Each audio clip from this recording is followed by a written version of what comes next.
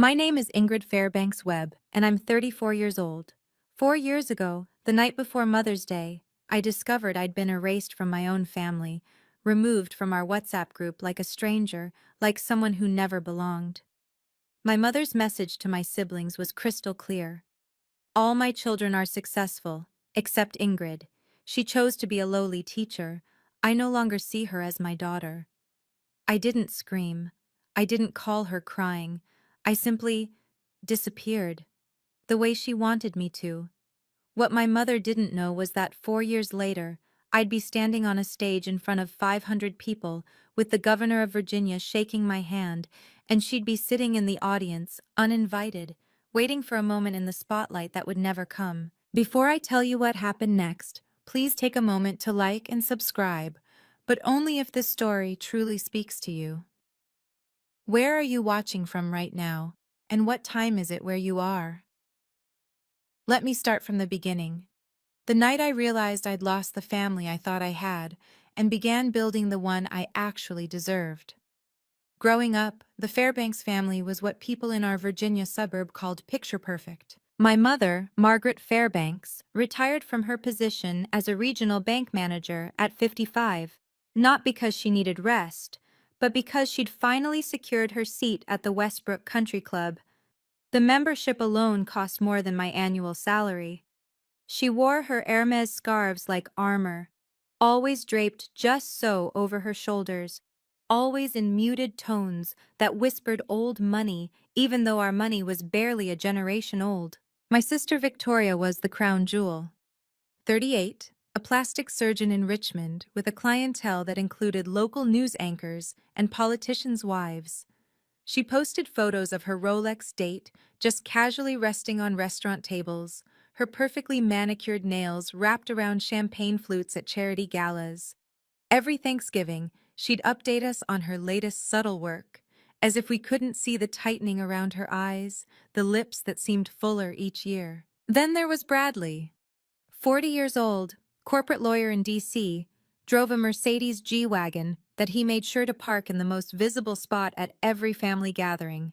He had a wife named Carolyn who collected designer handbags the way some people collect stamps, methodically, obsessively, always hunting for the next limited edition. And then there was me, Ingrid, the youngest, the one who didn't quite fit the family portfolio. I was a fourth-grade teacher at Maple Creek Elementary, a small school tucked into the rolling farmland about 90 miles from my mother's pristine colonial revival. My Honda Civic was 12 years old. My apartment could fit inside Victoria's walk-in closet. But here's what no one ever mentioned at those country club brunches. My mother had two successful children, a doctor and a lawyer. Not three. Never three. I didn't choose teaching because I couldn't do anything else. When I graduated high school, I had a 4.1 GPA and a full scholarship offer to pursue pre-med at UVA. The same path Victoria had taken a decade before. My mother had already ordered the future doctor bumper sticker for her car. She'd told all her friends at the club. The narrative was set. But I'd spent that summer volunteering at a literacy camp for underprivileged kids in our county. There was this boy, Marcus Jr., 8 years old, couldn't read past a first-grade level, had been told his whole life he was slow. By August, he was devouring chapter books. The day he finished Charlotte's Web on his own, he hugged me so tight I thought my ribs would crack. That was the moment I knew. I called my mother that night to tell her I was declining the pre-med scholarship. I was going to study education instead. I wanted to teach elementary school. The silence on the other end lasted 17 seconds. I counted. "You're throwing your life away," she finally said. "For what? A government salary and ungrateful children?" She didn't come to my college graduation, said she had a conflict, a garden party at the club that same weekend. Victoria sent a card with a check for $50 and a note that read, "Good luck with your little career." I cashed the check. I needed groceries. But I never forgot the message beneath those words. You chose wrong.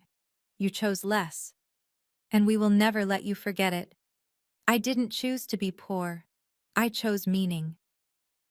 To my mother, those two things were exactly the same. The exclusion didn't happen all at once. It crept in slowly, like mold in the corners of a room no one bothered to clean. Thanksgiving 2019.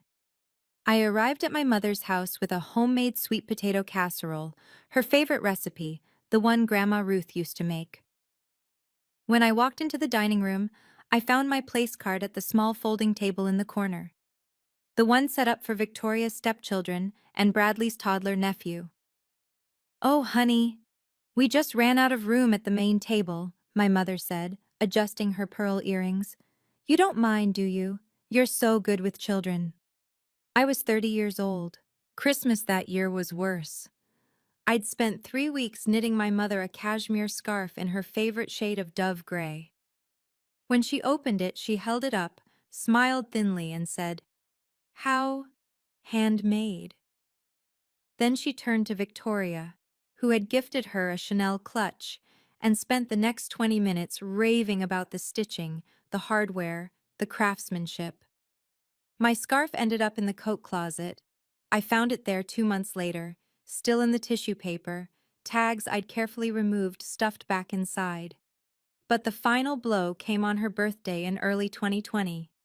I called to ask what time dinner was. "Oh, Ingrid," she said, her voice dripping with practiced regret. "The restaurant only had 6 seats available. Your father, Bradley and Carolyn, Victoria and her date. You understand, don't you? Family comes first." 6 seats. And somehow, I wasn't family enough to fill one of them. But all of that, the folding table, the forgotten scarf, the restaurant that didn't have room, none of it prepared me for what came next. The only person in my family who still treated me like I existed was my cousin Rachel. She was 24 then, my Aunt Patricia's daughter, 8 years younger than me, fresh out of college and working her first marketing job in Charlottesville. We'd been close since she was a kid. I used to babysit her on weekends, take her to the library, help her with homework when her own parents were too busy fighting. Rachel was the kind of person who noticed when you were hurting, even when you tried to hide it. The night before Mother's Day 2020, my phone rang at 11:47 p.m. Rachel's name lit up the screen. When I answered, her voice was shaking. "Ingrid, I need to tell you something. I didn't know if I should, but you deserve to know." My stomach dropped. "What happened?" "Check your WhatsApp, the family group." I opened the app, scrolled to Fairbanks family dinner, the group my mother had created 3 years ago to coordinate holidays. I wasn't in it anymore. "Rachel, I know. They removed you. Your mom asked Victoria to do it last week, but she only got around to it tonight." Rachel's voice cracked. "Ingrid, I'm so sorry. I screenshot everything. I'm sending it to you now." My phone buzzed. One image, then another. I stared at the screen, at my mother's words frozen in digital ink, and something inside me went very, very quiet. "Why are you telling me this?" I whispered. "Because you're my family," Rachel said. "Even if they've decided you're not theirs." I saved those screenshots in a folder I titled Proof. I didn't know then that I'd need them. I just knew I couldn't let those words disappear. I read that screenshot 47 times that night, not because I didn't understand the words. I understood them perfectly. I read them over and over because some part of me kept searching for a loophole, a phrase that might mean something different, a context that could soften the blow. There wasn't one. The message was from my mother, posted in the family group at 8:32 p.m. Reminder, Mother's Day dinner at the Jeffersons 7 p.m. sharp. All my children will be there. All my successful children. Ingrid chose to be a lowly teacher. I no longer see her as my daughter. Please don't mention her name tomorrow. Below it, Victoria had replied with a heart emoji. Just a heart. No protest, no hesitation. Bradley's response. "Understood, Mom." 2 words. That's all I was worth to my brother. 2 words and total compliance. I sat on the edge of my bed in my tiny studio apartment, phone clutched in my hands, and I didn't cry. I wanted to. God, I wanted to fall apart, to scream into a pillow, to call my mother and demand an explanation. But what would that change? She'd made her decision. She'd announced it to the family like a press release. Ingrid is no longer one of us. And everyone had agreed. I stayed awake until 2 a.m., staring at those messages, reading the timestamps, noticing that not a single person, not my father, not my aunt, not anyone, had pushed back. Rachel was the only one who'd thought to warn me. By sunrise, I'd made a decision of my own. If my mother wanted me gone, I would be gone, completely, on my own terms, but I would not forget. And I would not delete those screenshots. Some receipts you keep forever. Mother's Day morning, I woke up to silence. No calls, no texts, no awkward, "We miss you, wish you could make it," from Victoria. Nothing. For the first time in 30 years, I didn't send my mother flowers. I didn't call to wish her a happy day. I didn't drive 90 miles to sit at a corner table while she pretended I didn't exist. I made myself coffee. I graded papers. I went for a walk along the creek behind my apartment complex and watched the water catch the morning light, and I thought about my options. I could call her, confront her, demand to know why she'd said those things, why she'd cut me out, why being a teacher made me unworthy of her love. I could screenshot her message and post it online. Let the world see what kind of mother raises a doctor, a lawyer, and a daughter she throws away. I could show up at the Jefferson uninvited, make a scene, force them to acknowledge my existence. But what would any of that accomplish? My mother had made her choice. She'd chosen status over her own child. She'd chosen the opinion of women at a country club over the daughter who'd loved her for 3 decades. If she wanted me to disappear, I would give her exactly what she asked for.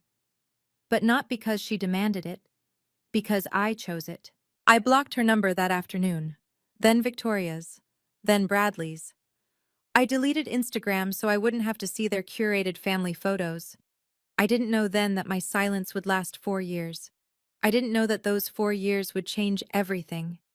All I knew in that quiet moment was this: I would not beg to be loved by people who saw me as a stain on their reputation.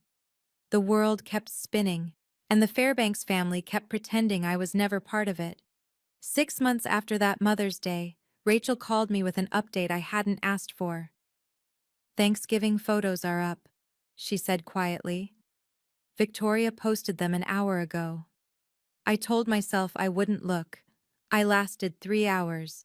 The image showed my mother at the head of her formal dining table, flanked by Victoria and Bradley, their spouses arranged perfectly behind them. Crystal stemware caught the light. A massive turkey glistened in the center. The caption read, "Grateful for my amazing family. Mom, you raised us right. 3 people, not 4. My chair wasn't even empty. They'd simply reconfigured, as if the table had always been set for 6 instead of 8. By Christmas, I'd stopped torturing myself with social media. But Rachel still called. "Your mom tells everyone you're doing volunteer work in Africa," she said. "Some kind of education nonprofit. Very prestigious. Can't come home because you're changing lives overseas." I laughed, the bitter kind that scrapes your throat. She's lying to cover up that she disowned me? She's lying so no one asks questions, so she doesn't have to admit she kicked out her own daughter for being a teacher. Rachel paused.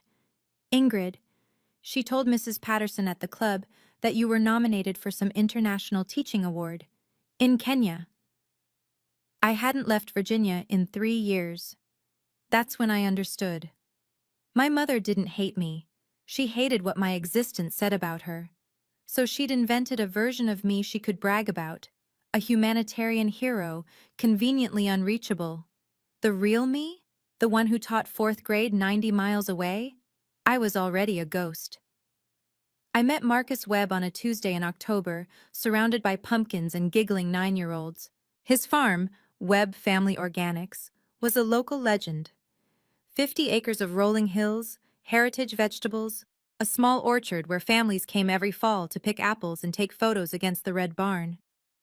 I'd brought my fourth graders on a field trip to learn about sustainable agriculture. Marcus was waiting by the tractor when our bus pulled up. Tall, broad-shouldered, with kind eyes and soil permanently embedded under his fingernails. He shook my hand and said, "You must be Miss Fairbanks. My daughter hasn't stopped talking about you." His daughter was Lily. 5 years old, golden curls, and a smile that could melt glaciers. She was in my colleague's kindergarten class, but I'd tutored her twice a week after her mother passed away from cancer the year before. "Lily's an incredible kid," I told him. "Smart as a whip, curious about everything." Something shifted in his face. Gratitude, maybe, or recognition of a kindred spirit.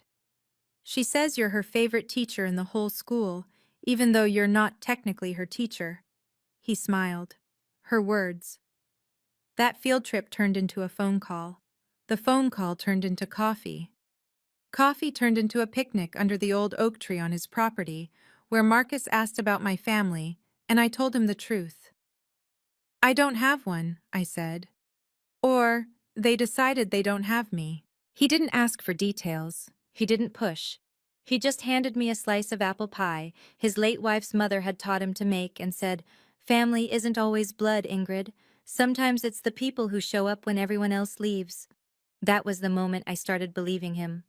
2 years passed like pages turning in a book I was finally writing for myself.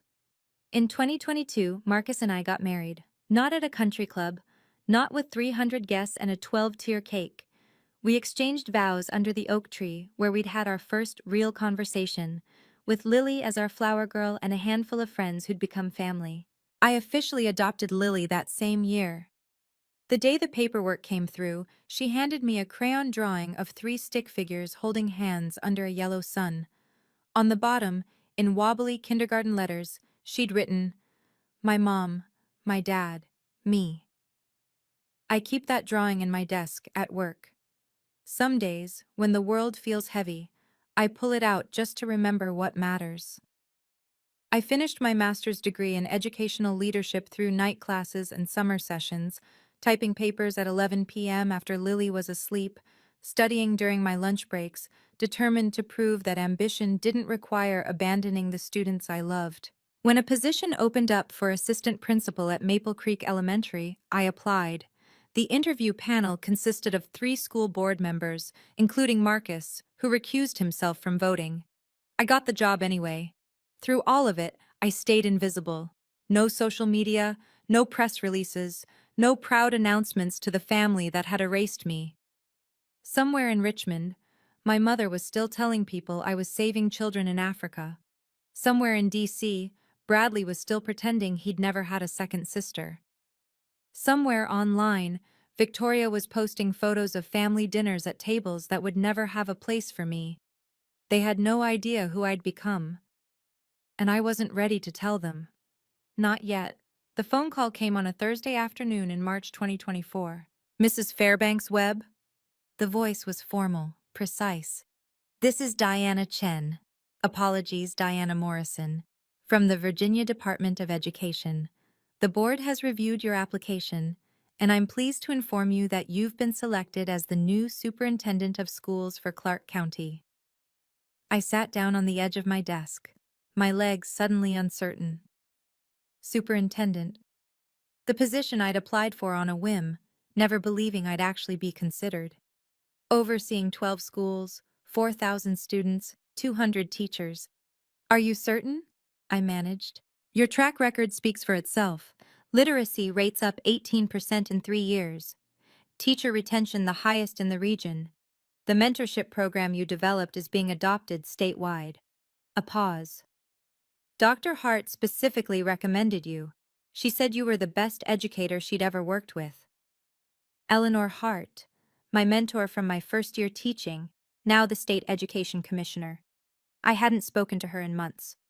The announcement hit the local papers 2 weeks later.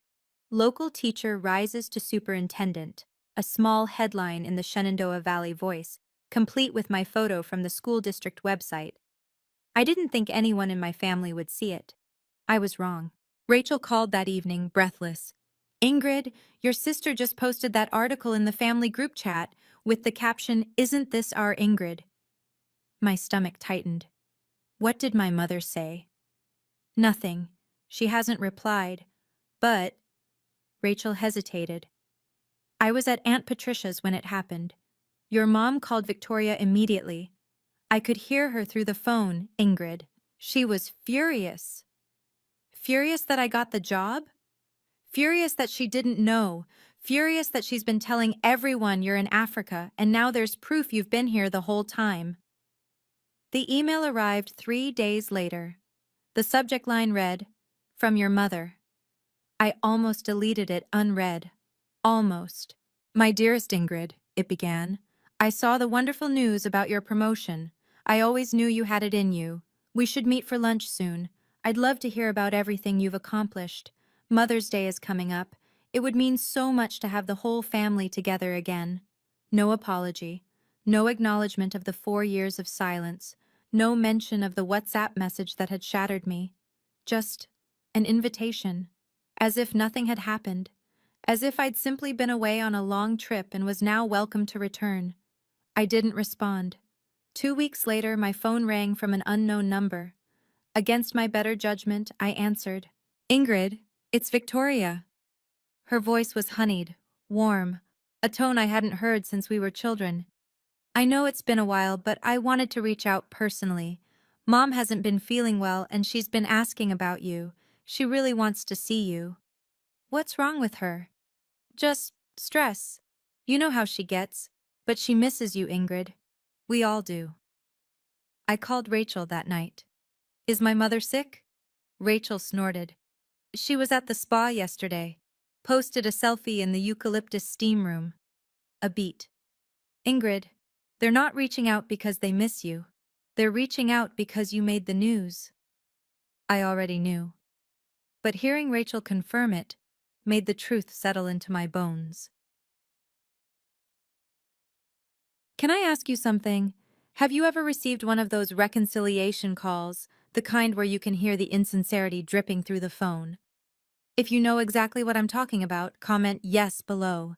And if you want to know what I did next, keep watching. Because what happened at that award ceremony? Even I didn't see it coming. I wish I could tell you I was strong every single day, that I never wavered, never questioned, never lay awake at 3 a.m. wondering if I was the villain in my own story. But that wouldn't be the truth. The doubts crept in slowly after that phone call from Victoria. At work, colleagues kept congratulating me. The superintendent announcement had spread through the county like wildfire. Everyone wanted to shake my hand, ask about my plans, share how proud they were. And then came the questions I dreaded. Your parents must be over the moon, my assistant principal said one morning, beaming. I bet your mom is bragging to everyone at church. I smiled, nodded, changed the subject. That night, I sat at the kitchen table while Marcus washed dishes and Lily did her homework at the counter. The silence felt heavier than usual. You're somewhere else, Marcus said without turning around. Talk to me. I pressed my palms against my eyes. Victoria called, said Mom's been asking about me, that she misses me. I looked up at him. What if I'm wrong, Marcus? What if I've been too harsh? She's still my mother. Maybe I should have... Should have what? He dried his hands, turned to face me. Called her back? Gone to dinner? Pretended the last 4 years didn't happen? I don't know. My voice cracked. I just keep thinking, everyone forgives family, right? That's what you're supposed to do. What if I'm the bad guy here? Marcus didn't answer immediately. Instead, he walked to the office, disappeared for a moment, and returned with his laptop. I want to show you something, he said. Something I've been saving for a moment exactly like this. Marcus set the laptop on the table and opened a folder labeled, Ingrid, do not delete. Inside were files I'd almost forgotten existed. The first, a screenshot of my mother's WhatsApp message, the one Rachel had sent me 4 years ago. The timestamp glowed in the corner, May 9th, 2020, 8:32 p.m. The words hadn't changed. I no longer see her as my daughter. The second, my mother's email from 2 weeks ago. My dearest Ingrid. No apology. No acknowledgement. The third, a photo from Victoria's Instagram, Thanksgiving 2020. The family portrait with the empty space where I should have been. The caption, "Mom, you raised us right." "I saved everything," Marcus said quietly. "Every message Rachel forwarded, every photo that showed up online. I backed it all up to the cloud with timestamps and metadata because I knew this day would come." He sat across from me. "I knew there'd be a moment when you'd forget why you walked away, when you'd start wondering if you were the one who failed." I stared at the screen, at the evidence of my own erasure, and felt something shift inside me. "You didn't fail," Marcus continued. "You survived. You built a life. You became someone, not despite them, but without them." He reached across the table and took my hand. "You don't owe forgiveness to people who never asked for it. You only owe yourself the truth." I closed the laptop slowly. "Rachel sent you something else," I said. "What is it?" Marcus hesitated. "Are you sure you want to see?" I nodded. He pulled up one more screenshot, a new message from the family group chat, dated just yesterday. And when I read it, everything became clear. The screenshot was from the Fairbanks family group chat, the one I'd been removed from 4 years ago. My mother's message glowed on the screen, dated the day before. "Wonderful news. Ingrid is being honored at the State Teacher of the Year ceremony next month. It will be televised. I've already confirmed our attendance. We'll arrive early, sit in the family section, and join her on stage for photos. Victoria, wear your red Valentino. Bradley, bring Carolyn. This is an opportunity to show everyone that the Fairbanks family stands together." Victoria's response: "Already picked out my dress. Should I bring flowers?" Bradley: "I'll clear my schedule. Good PR move." Not a single person had asked if I wanted them there. Not a single message mentioned reconciliation, an apology, or even a private conversation before showing up at the biggest moment of my career. "They're planning to hijack your ceremony," Marcus said, his voice tight with controlled anger. "Walk in like nothing happened. Pose for cameras. Take credit." I read the messages again, slower this time. My mother's words echoed in my head. This is an opportunity. Not "I miss my daughter." Not "I was wrong." An opportunity to fix her reputation, to reclaim the narrative, to stand beside me in my moment of triumph and pretend she'd been there all along. "They don't want me back," I said, the realization settling cold and final in my chest. "They want the version of me they can show off." Marcus nodded. "So what are you going to do?" I looked at the screenshot one last time, at my mother's careful orchestration, my siblings' eager compliance, the complete absence of anything resembling remorse. "I'm going to let them come," I said quietly, "and then I'm going to tell the truth." We gathered around the kitchen table that night, Marcus, Rachel on video call, and me, like generals planning a campaign. "You could uninvite them," Rachel suggested. "Call security, have them removed if they try to enter." "Then I'm the villain," I said. "The ungrateful daughter who barred her own mother from her award ceremony. That's the story they'll tell everyone." "So what's the alternative?" Marcus asked. "Let them waltz in and pretend they've been supporting you this whole time?" I'd been thinking about this for hours, running scenarios, weighing options. "No," I said finally. "I let them come. I don't cause a scene beforehand. I don't warn them or confront them." I took a breath. "And then, when I give my acceptance speech, in front of 500 educators, television cameras, and the governor of Virginia, I thank my family." Rachel's face on the screen went still. "Ingrid." "I thank my family," I repeated. "My husband Marcus, who believed in me when no one else did. My daughter Lily, who taught me what unconditional love looks like. And that's it. That's the whole list." Silence hung in the air. "You're not going to mention them at all," Marcus said slowly.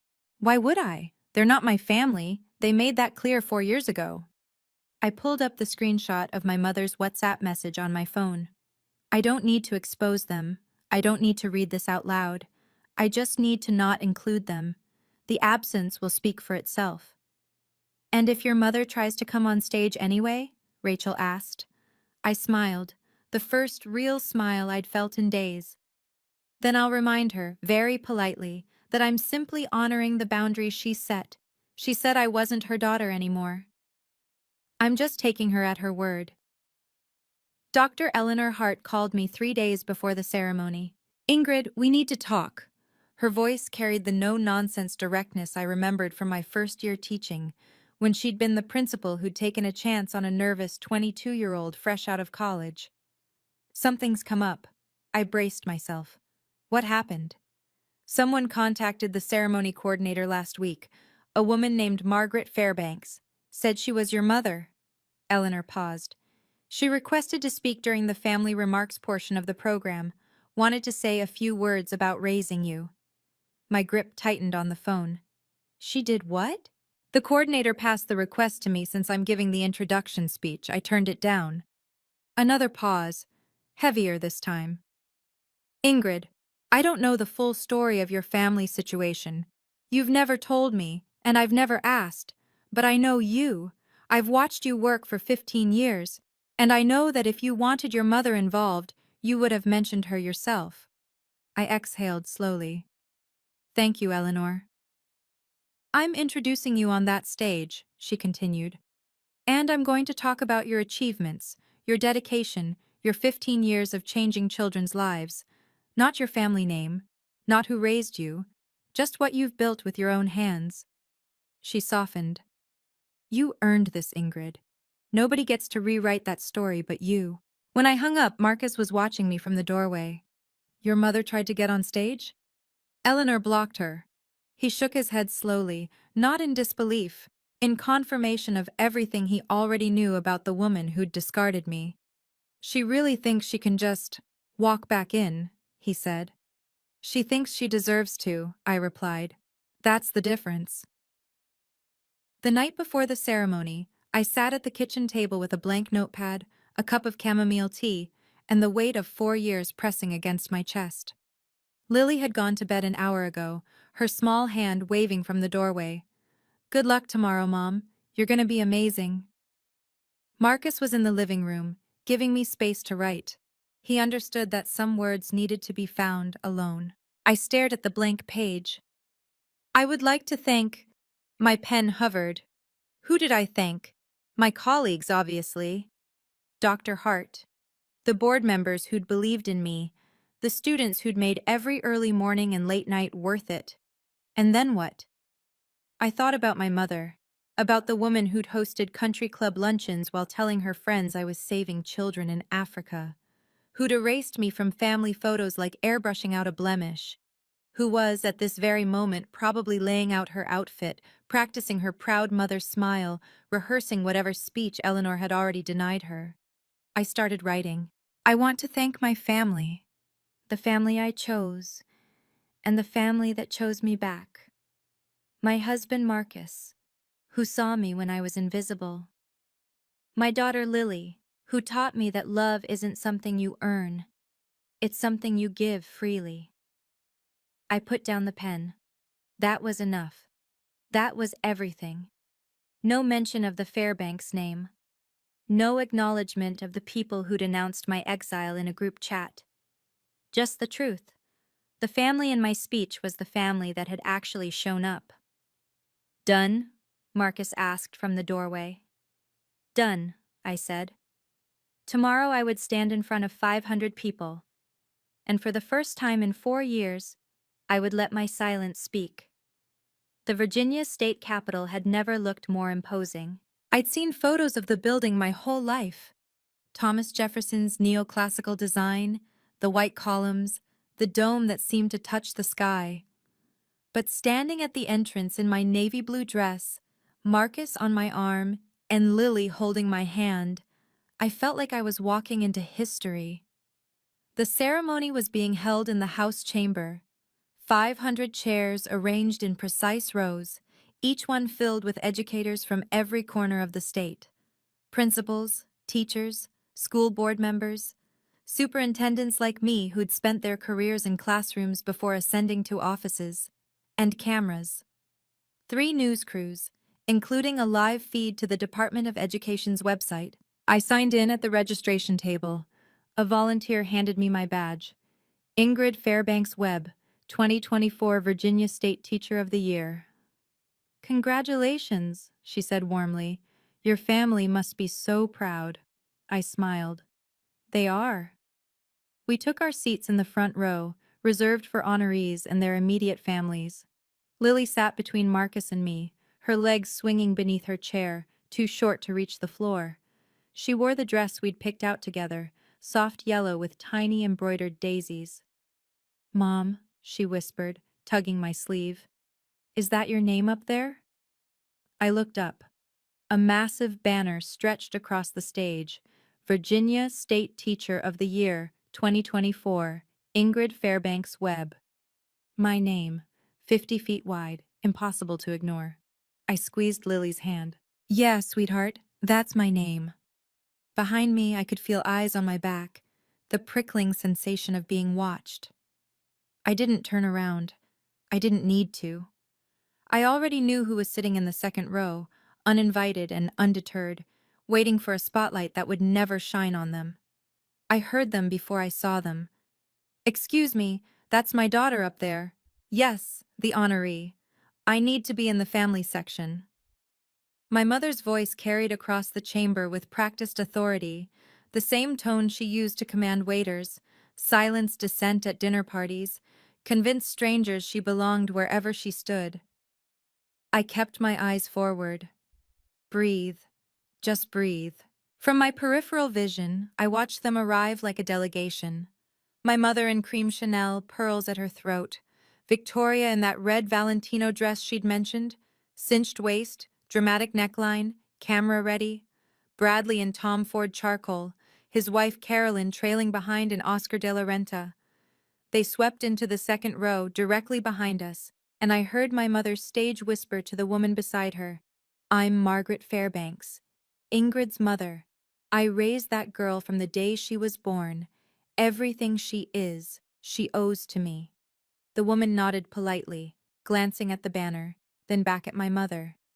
Victoria leaned forward, close enough that I could smell her perfume. Ingrid, you look well. I didn't turn around, didn't acknowledge her. A hand touched my shoulder. Aren't you going to say hello to your family? Bradley's voice, casual, entitled. I turned my head just slightly, not enough to face them, just enough to be heard. My family is sitting right next to me. Then I turned back to the stage, Lily's small hand warm in mine. Want to know what happened when I gave my speech? When my mother heard me thank everyone in my life, except her? I promise you, you won't guess her reaction. If you're still with me, tap that like button, and stay.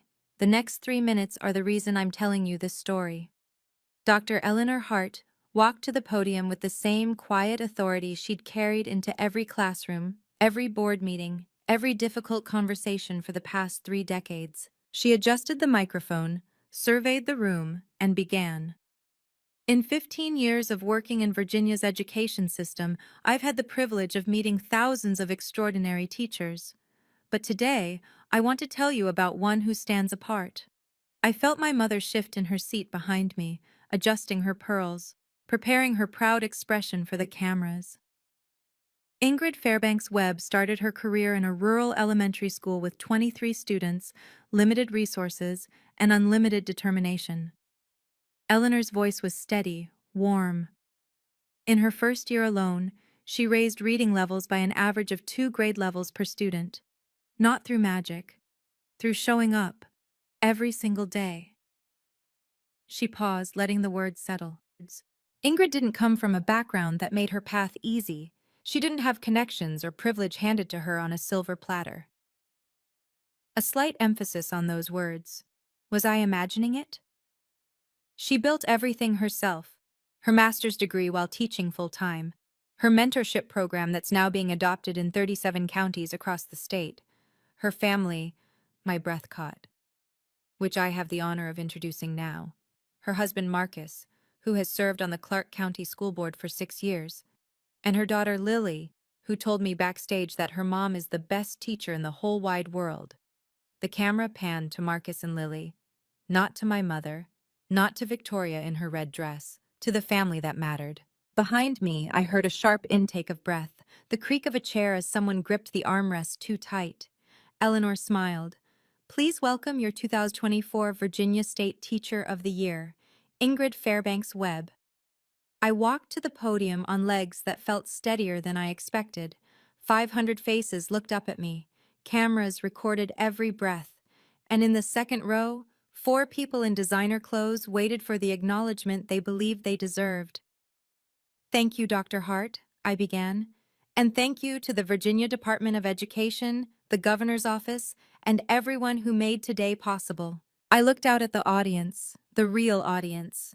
Teachers who spent their weekends grading papers, principals who stayed late to counsel struggling students, educators who had chosen this life not for money or status, but because they believed in the power of a child's potential.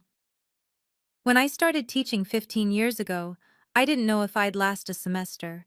The hours were long, the pay was modest, and some people, I paused, choosing my words carefully, questioned whether it was a path worth taking. Silence, the kind that vibrates. But here's what I learned. Teaching isn't about proving anything to anyone. It's about showing up for the kids who need you, even when no one else does, especially when no one else does. I took a breath. Which brings me to my thank yous. To my colleagues at Maple Creek Elementary, you are my village. To Dr. Hart, who saw something in me when I was just a nervous 22-year-old with a dream. I owe you more than words can say. I turned toward the front row. And to my family. I smiled at Marcus, at Lily. My husband Marcus, who believed in me when I'd stopped believing in myself. My daughter Lily, who reminds me every single day what unconditional love looks like. I stopped.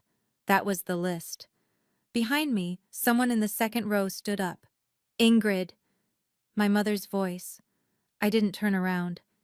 Ingrid, sweetheart, surely you didn't forget your own mother.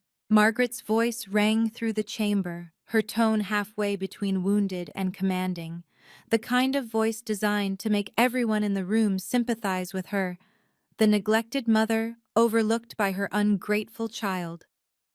I heard movement behind me, heels clicking against marble.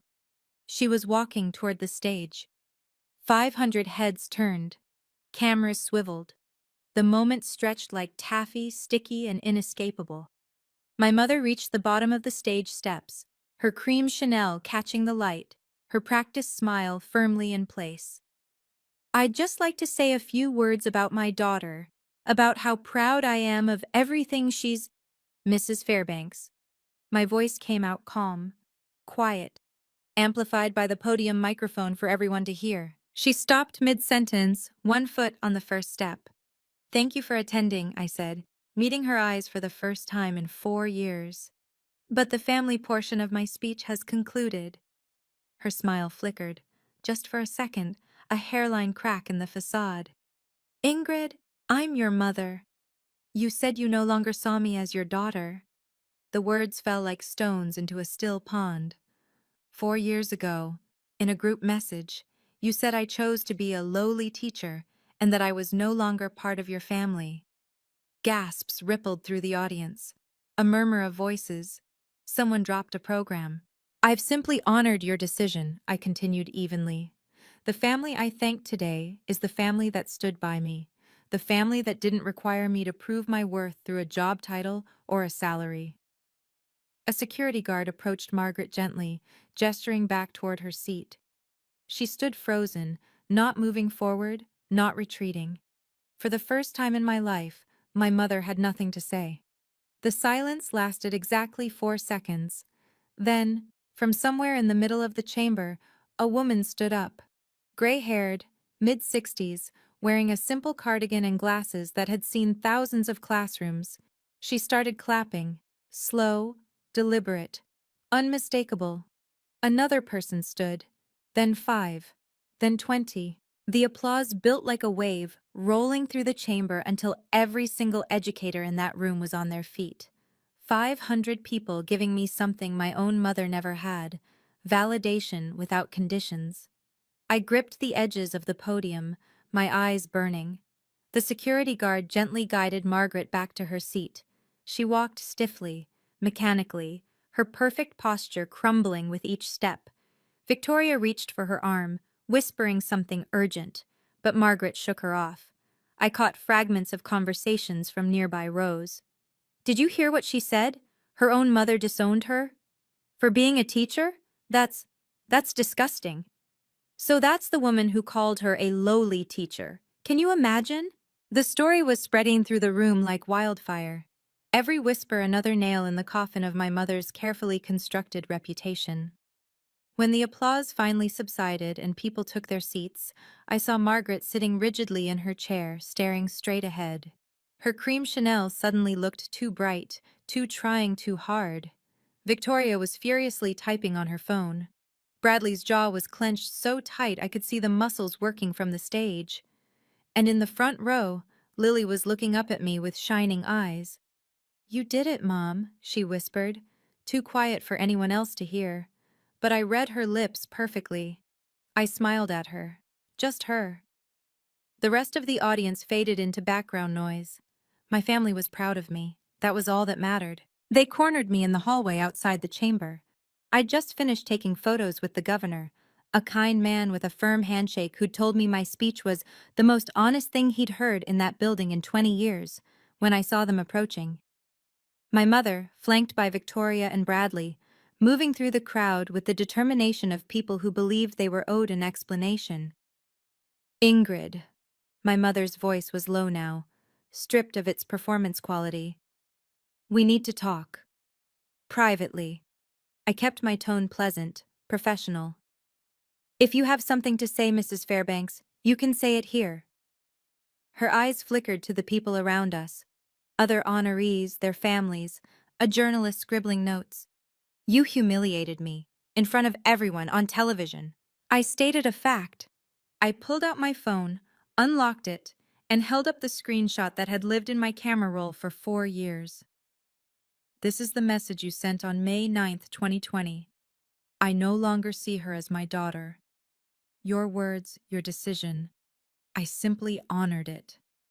My mother's face went pale. I was upset. You know how things get taken out of context. Context? I showed her the timestamp, the sender ID, the heart emoji from Victoria, the understood mom from Bradley. This was a group message telling everyone in our family to pretend I didn't exist. There's no other context. Bradley stepped forward. "Ingrid, let's be reasonable." I was reasonable for 30 years. My voice stayed calm. I was reasonable when you seated me at the children's table. Reasonable when Mom forgot my graduation. Reasonable when you all decided my career made me disposable. I tucked my phone away. "I'm done being reasonable." Victoria's mask cracked first. "This is ridiculous," she hissed, her red Valentino dress suddenly looking garish under the fluorescent hallway lights. "We came here to support you. We rearranged our entire schedules. You came here for a photo op." I kept my voice level. "I read your messages, Victoria. Should I bring flowers? That's not support. That's staging." Her face flushed. Who showed you that?" "It doesn't matter how I know. It matters that you all plan to show up at my ceremony, sit in my family section, and take credit for a success you spent 4 years ignoring." Bradley tried a different approach. His lawyer voice. Calm, reasonable, the tone he used to negotiate settlements. "Ingrid, think about this from a PR perspective. The video's going viral. People are calling Mom what she is. You're making this worse for everyone, for the family name. I haven't had that name in 2 years." I held up my hand, showing the simple gold band Marcus had placed there. "I'm a Webb now. And funny thing about family names, they only mean something if the family behind them is real." Victoria stepped closer, her voice dropping to a fierce whisper. You think you're better than us, don't you? Just because you got some award? No. I met her eyes. I think I'm exactly what I've always been. A teacher. The same teacher you called lowly. The same teacher Mom was embarrassed to mention at her country club. I turned to look at all three of them. I didn't become better than you. You decided I wasn't good enough and I stopped trying to change your minds. Behind me, I heard Marcus's steady footsteps. Lily's small hand found mine. Ready to go home? He asked. More than ready. I turned to face my mother one last time. She looked smaller somehow. The cream Chanel hung differently now. The pearls seemed less polished. 4 years of careful reputation building, undone in 3 minutes on a stage she'd never been invited to share. Mrs. Fairbanks, I said quietly, quiet enough that only she could hear. 4 years ago, you made a choice. You chose your image over your daughter. You chose the opinions of women at a country club over a child who loved you. Her lip trembled. The first crack in her armor I'd ever seen. I could hate you for that, I continued. I spent a lot of nights thinking I should, but here's what I realized. Hating you would mean you still controlled my life. And you don't. Not anymore. Ingrid, I'm not asking you to apologize. I don't need your apology to be happy. I've been happy for 2 years without it. I took a breath. But I want you to understand something. I'm not doing this to punish you. I'm doing this because I finally learned the difference between forgiveness and self-respect. I turned to Victoria. You asked if I think I'm better than you. I don't. I just think I deserve to be loved without conditions.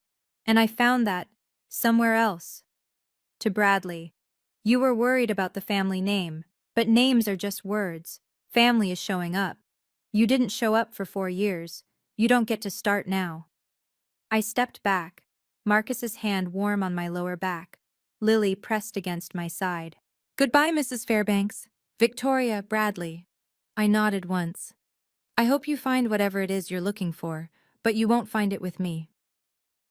We walked out the doors without looking back. The fallout didn't happen overnight.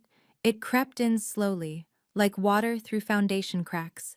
Rachel called me a month after the ceremony with updates I hadn't asked for, but somehow needed to hear. Your mom resigned from the country club social committee, she said. Said she needed to focus on family matters. But everyone knows the real reason. Women were asking her questions she couldn't answer. About you, about the speech, about what kind of mother disowns a daughter for being a teacher. I stirred my coffee, watching the cream swirl. And Victoria? She deleted all her family Instagram posts. Every single one. Someone in the comments of her practice page asked if she was the sister who sent a heart emoji when her mom disowned her sibling. Rachel laughed bitterly. Apparently, patients don't love knowing their plastic surgeon has a heart emoji to family cruelty response time of 30 seconds. Bradley had gone silent entirely. According to Rachel, he'd told their Aunt Patricia that the whole situation had been blown out of proportion and that he'd prefer not to discuss it. The professional class had its ways of punishing social missteps. No one was boycotting Victoria's practice or refusing to hire Bradley's firm. But there were whispers, side-eyes at networking events, the subtle distancing that happened when people realized someone's shiny surface hid something rotten underneath. Your mom's seeing a therapist, Rachel added quietly. She told Aunt Patricia she wants to understand what went wrong. I set down my mug. Good for her. You don't want to know more? Maybe she's actually changing? Maybe she is. I looked out the window at the oak tree in our backyard, the one where Marcus and I had exchanged vows. But her changing doesn't change what happened, and it doesn't obligate me to go back. 6 months later, I learned what peace actually feels like. Not the absence of noise. Our farmhouse was never quiet. Lily practiced piano in the living room, the keys stumbling over Fur-Elise with determined imperfection. Marcus argued with the tractor in the barn, convinced it understood his lectures about fuel efficiency. The chickens had opinions about everything. But underneath all that noise, stillness, the kind that comes from knowing exactly where you belong. I was still superintendent. The job was hard: budget meetings, personnel conflicts, the endless paperwork of running 12 schools. But every morning when I walked into my office, I saw Lily's crayon drawing pinned above my desk. 3 stick figures, yellow sun. My mom, my dad, me. That was my daily reminder of what success actually looked like. On our 3rd wedding anniversary, Marcus and I had another picnic under the oak tree. Lily helped set up the blanket, spreading out plates of cold fried chicken and Marcus's mother's famous biscuits. The evening light turned everything gold. "Someone from a publishing house called last week," Marcus mentioned casually, handing me a glass of lemonade. "They want you to write a book. About your career, your journey, all of it." I shook my head before he finished. "I don't want to live in the past. Even if it could help other people, other teachers who've been made to feel small." I thought about it, really thought about it. "If I ever tell this story publicly," I said finally, "it'll be on my terms. Not for revenge, not for profit, just to let someone else know they're not alone." Lily crawled into my lap, smelling like grass and sunshine. "Tell me a story, Mom." I kissed the top of her head. "Once upon a time, there was a teacher who found her family." The letter arrived on a Tuesday in October, almost exactly 1 year after the ceremony. No return address on the envelope. Just my name, written in handwriting I recognized immediately. The careful cursive my mother had always prided herself on. The elegant loops she'd spent years perfecting at charm school in the 1970s. I sat at the kitchen table for a long time, just holding the envelope. Marcus came in from the barn, saw what I was holding, and sat down across from me without a word. "You don't have to open it," he said. "I know." I opened it anyway. The letter was 2 pages, handwritten on her personalized stationery. The cream cardstock with her initials embossed in gold. "Ingrid, I've written this letter 47 times. Each time I tried to explain, to justify, to make you understand why I did what I did. But the truth is simpler and uglier than any explanation I could give. I was afraid. Afraid of what people would think, afraid of being judged, afraid that your choices somehow reflected failures in me. I don't expect you to forgive me. I haven't even forgiven myself. I just want you to know I was wrong. Not upset or taken out of context. Wrong. And I'm sorry for every day you spent believing you weren't enough. You don't owe me a response. You don't owe me anything. But if you ever want to talk, not reconcile, just talk, I'll be here. Your mother, even if that word doesn't mean to you what it should." I read it twice. Then I folded it carefully and put it in the kitchen drawer. "What are you going to do?" Marcus asked. "I don't know." I looked out at the oak tree, its leaves turning amber in the autumn light. But for the first time, I think I don't need to know yet. You know what kept me awake for months after all of this? Not anger, not even sadness. It was one question: why? Why would a mother erase her own child? What kind of person looks at their daughter and sees a liability? I spent a lot of time reading about this, talking to a therapist friend, trying to understand, not to forgive, but to stop carrying the weight of confusion. Here's what I learned about people like my mother. Margaret Fairbanks grew up in a family where love was transactional. Her own parents praised her when she achieved and withdrew when she didn't. She learned early that worth equals performance, that you earn your place at the table, literally. By the time she had children of her own, she didn't know any other way to love. When Victoria became a surgeon and Bradley became a lawyer, my mother wasn't just proud, she was relieved. Their success proved she was a good mother. Their achievements were her achievements. Their status protected her from the shame she'd carried since childhood. And then there was me, the daughter who chose meaning over money, who picked a lowly profession that made Margaret feel exposed. Every time someone asked about her kids, she had to explain me, and explanation felt like failure. So she did what scared people do. She cut out the part that hurt. It doesn't excuse her. Nothing excuses abandoning your child. But understanding this helped me realize something important. Her rejection was never about my worth, it was about her wounds. And here's the thing I want you to hear. If you've ever been in my shoes, you are not responsible for healing people who hurt you. You can understand them without excusing them. You can have compassion without giving them access to your life. Boundaries aren't walls built from anger. They're doors you get to control. If this story resonated with you, I have a question. Have you ever had to choose between keeping the peace and protecting your peace? Drop your answer in the comments. I read every single one. And if you want more stories like this, check out the video linked in the description. I think you'll find something that speaks to you. Thank you for being here. Thank you for listening. I'm Ingrid, and I finally know what family really means.